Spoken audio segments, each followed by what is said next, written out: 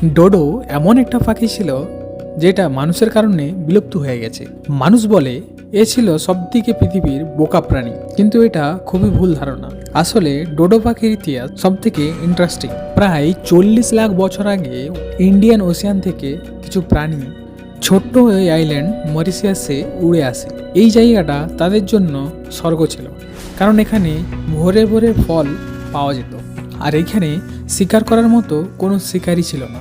এইখানে অফুরন্ত খাবারের জন্য এখানেই তারা বাসা বাঁধতে শুরু করে।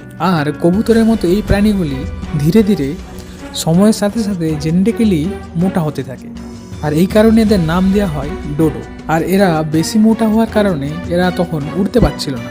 আর এমনই সময় সাল 1638, তখন এখানে আসে মানুষ, আর মানুষের সাথে আসে কুকুর আর ইঁদুর।